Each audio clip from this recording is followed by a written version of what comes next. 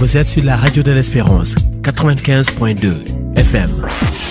Bonjour et bienvenue dans la revue des titres de ce lundi 24 août 2020. Nous commençons avec Priority News qui met à sa une financement fantôme des jeunes et des femmes, cuisant échec de Pape Alader. Le journal Rewmi Quotidien, série de drames, un week-end sanglant, point d'exclamation. Un ancien du MFDC tué, un commerçant sénégalais assassiné au Gabon, un automobiliste ouvre le feu sur un taximan à Pékin, un père de famille tue sa femme et son fils puis se pend, un garçon tué par un camion à Kaffrine. IBK douche la CEDEAO, je ne retournerai pas aux affaires, la Guinée et la Côte d'Ivoire en sursis. Le journal Tribune qui met à sa une drame à Tivaouane, Cheikh Kane tue sa femme, sa fille et se donne la mort. Gestion du secteur énergétique après Powercom, razzia des Chinois à la Sénélec. Le journal Vox Populi, président du CNRA Babacar Diagne solde les comptes pour vendre, les gens aiment titiller nos bons instants. Tragique familial à Tivaouane, Cheikh Kane aurait tué sa femme et son fils avant de se pendre. Le journal Libération enquête sur l'affaire des 3 membres d'une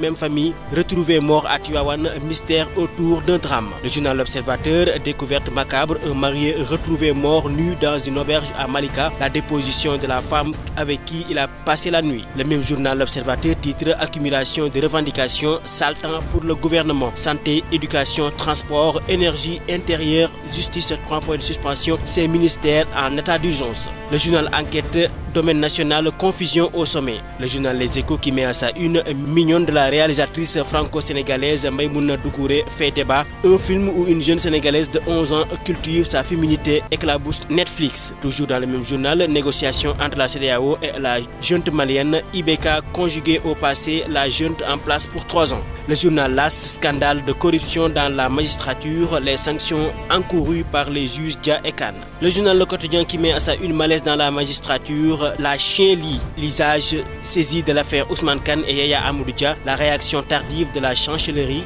la chronique de Madiambal, ces juges qui se moquent de la justice, Maître El Hadji Diouf indexe la loi sur les retraites des magistrats. Le journal Wolf Quotidien, déplacement de Macky à Paris, des membres de l'ambassade en quarantaine. Sud Quotidien, corruption dans la magistrature, l'usage à la rescousse.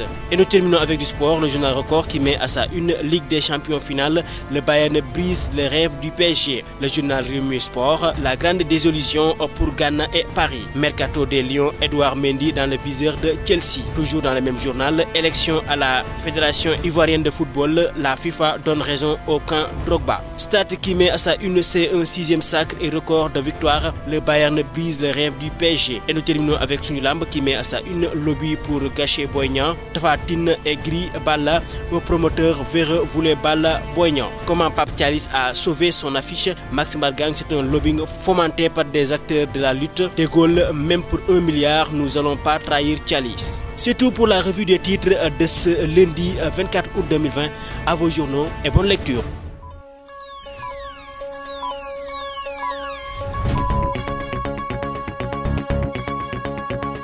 Vous êtes sur la radio de l'Espérance, 95.2 FM.